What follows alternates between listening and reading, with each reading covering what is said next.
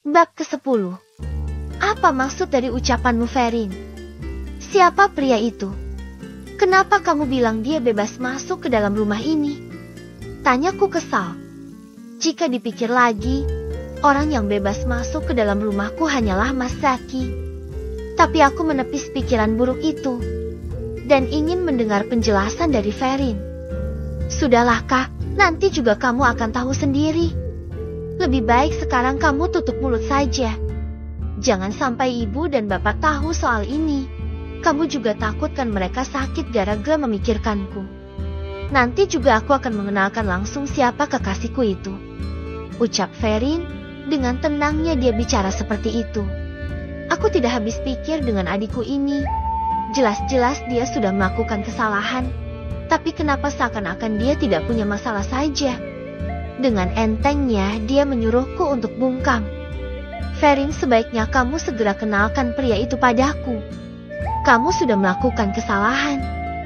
Kamu sudah berhubungan badan padahal belum menikah. Sadar Ferin. Jangan membuat ibu dan bapak sakit karena tingkahmu itu. Ucapku dengan penuh amarah. Namun bukannya takut dengan amarahku, dia malah tertawa seakan meledekku. Sudah ku bilang jangan ikut campur. Aku tidak bisa memberitahumu siapa kekasihku sekarang. Nanti saja jika waktunya sudah tepat, aku pasti akan memberitahumu. Jawabnya dengan tegas. Mendengar ucapannya, aku hanya menghela napas panjang. Entah dengan cara apa lagi aku bisa menasehati Ferin. Kenapa dia begitu keras kepala? Ferin, aku masih memaafkanmu kali ini. Tapi jika kamu berani mengulangi kesalahanmu itu, aku tidak akan tinggal diam. Ucapku dengan tegas. Lalu aku melengos pergi, meninggalkan Ferin yang masih berdiri di depan kamarnya. Aku berjalan menuju ke arah kamarku. Pusing rasanya jika harus memikirkan adikku itu. Dia tidak pernah menghargaiku. Dia tidak mau mendengar nasihat dari siapapun. Sesampainya di depan kamar, aku membuka pintunya dan masuk ke dalam kamar. Mas Zaki tidak ada di ranjang.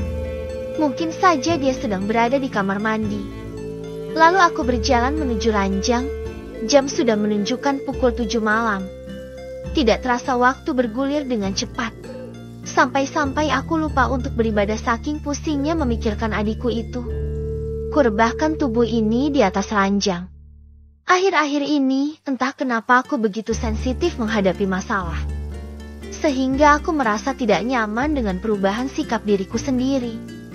Tidak berselang lama, Mas Zaki keluar dari kamar mandi. Benar saja dia juga baru selesai mandi. Mas, dari tadi kamu baru beres mandi. Terus dari tadi ngapain? Tanyaku heran. Namun dia tidak menjawab. Dia membuka lemari dan mengambil pakaian yang akan dia kenakan. Mas, kenapa diam? Tanyaku lagi. Aneh sekali. Sekarang sikapnya kembali berubah cuek lagi. Aku benar-benar tidak mengerti dengan apa yang sedang dia rasakan saat ini. Lalu aku melihat dia menggenggam ponsel di tangannya. Apa dia membawa ponsel saat mandi? Aku berdiri dan mendekat ke arahnya. Mas, apa kamu membawa ponselmu ke kamar mandi? Untuk apa kamu melakukan hal itu? Apa di dalam ponselmu benar-benar ada hal penting? Sehingga kamu tidak bisa meninggalkan benda pipi itu? Tanyaku dengan kesal. Mas Zaki terdiam. Dia seperti enggan untuk menjawab pertanyaan dariku. Lalu aku berusaha untuk merebut benda pipi itu dari tangannya. Apa-apaan kamu? Berani sekali kamu ingin mengetahui privasiku? Tanyanya sambil menepis tanganku. Aku sampai membelalak mata.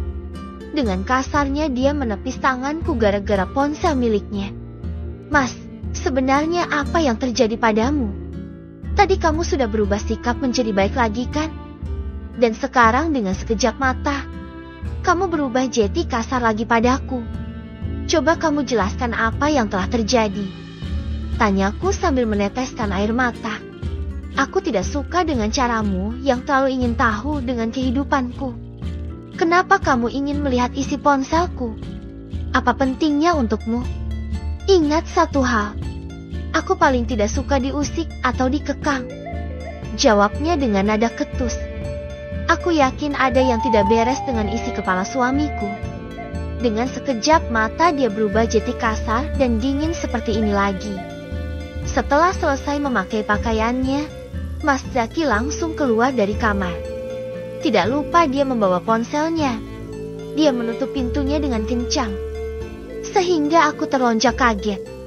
Aku harus mencari tahu kenapa Ferin dan Mas Zaki membuatku curiga. Sikap Ferin yang semakin seenaknya padaku. Dan sekarang Mas Zaki kembali berubah sikap lagi seperti kemarin-kemarin. Padahal tadi dia memeluk dan menciumku. Itu membuatku kembali luluh. Dan sekarang dia malah menunjukkan sikap kasarnya lagi. Aku terus berpikir apa salahku. Atau hanya gara-gara aku ingin tahu password ponselnya. Entahlah, aku benar-benar pusing memikirkannya.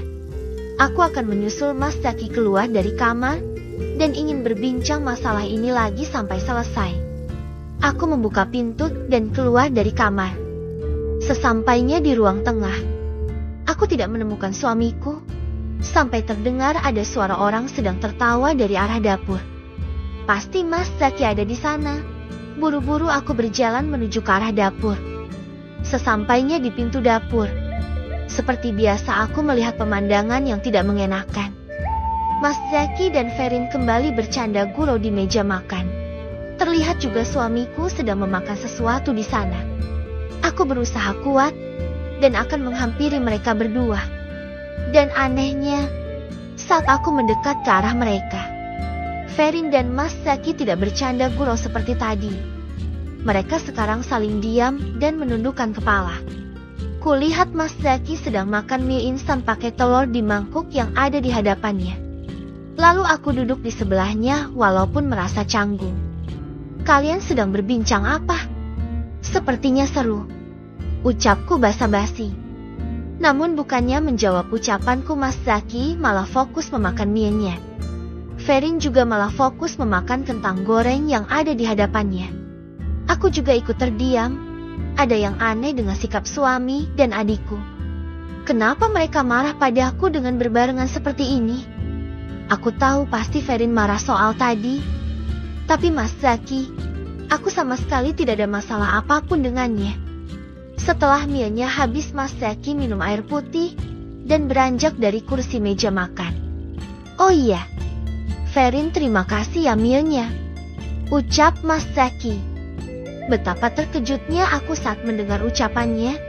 Ternyata mie yang suamiku makan itu buatan adikku Ferin. Iya kak, sama-sama, jawab Ferin. Tanpa rasa canggung dan malu, bahkan Ferin menjawab ucapan dari suamiku. Sepertinya aku harus mencari tahu apa yang terjadi di antara mereka berdua. Tatapan Ferin pada Mas Zaki sangat dalam. Menurutku itu tidak wajar karena mereka hanya ipar. Dan sekarang Ferin juga beranjak dari kursi meja makan dan meninggalkanku sendiri di sini. Setelah melihat kepergian mereka, aku tampak berpikir, apa aku bodoh atau memang polos? Kenapa aku masih berpikir positif tentang kedekatan adikku dan suamiku? Kenapa aku tidak mencurigai mereka? Bahkan dari pertama Ferin datang ke rumahku, dia sudah menunjukkan gelagat anehnya. Dan Mas Zaki juga sangat aneh. Dia berubah menjadi baik hanya dengan hitungan menit. Sekarang dia sudah berubah sikap lagi menjadi ketus lagi. Apalagi jika membayangkan sperm yang menempel di tisu bekas yang ada di dalam kamar Ferin. Seharusnya aku mencurigai mereka dari awal.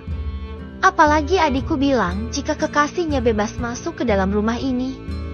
Itu artinya pria yang dia maksud adalah Mas Zaki suamiku. Bukannya menuduh. Karena menurutku semuanya sudah jelas. Ferin dan Mas Zaki pasti punya hubungan lebih dari ipar.